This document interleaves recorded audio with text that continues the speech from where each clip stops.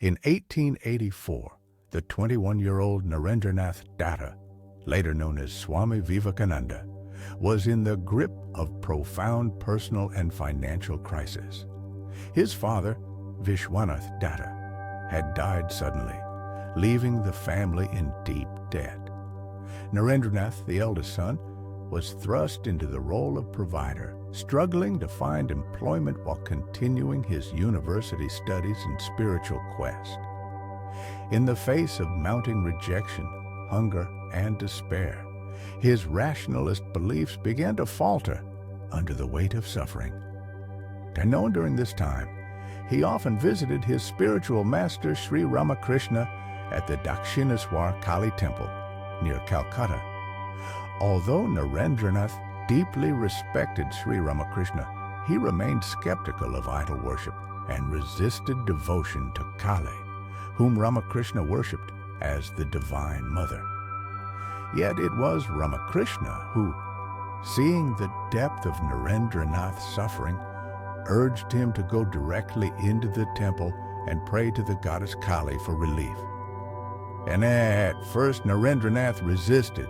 He believed in an impersonal, formless God, and praying to an image struck him as irrational. But one evening, driven by desperation and trusting Ramakrishna, he agreed. Entering the sanctum of the Kali Temple alone, he stood before the image of the Divine Mother, intending to pray for financial help for his destitute family. And what happened next marked one of the most mystical and transformative moments in his life. As he later recounted to disciples, the moment he stood before the image of Kali, his rational mind dissolved. A wave of awe, surrender, and spiritual fervor washed over him. Instead of asking for money, employment, or raw basic security, he found himself praying for true knowledge, devotion, and renunciation. When he emerged from the temple, Ramakrishna asked if he had asked the mother for the help he so desperately needed. When Narendranath said no, Ramakrishna instructed him to go back and try again. Twice more that evening, he entered the temple, and each time he was overwhelmed by the same mystical fervor. He could not bring himself to ask for worldly relief. Instead, he pleaded for spiritual awakening and divine wisdom.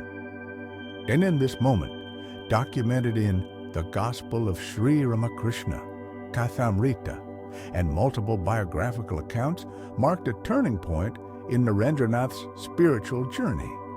It was the beginning of his acceptance of the Divine Mother and the shift from philosophical inquiry to experiential devotion. Years later, he would tell disciples that this was the moment his intellectual doubt was burned away by direct spiritual experience.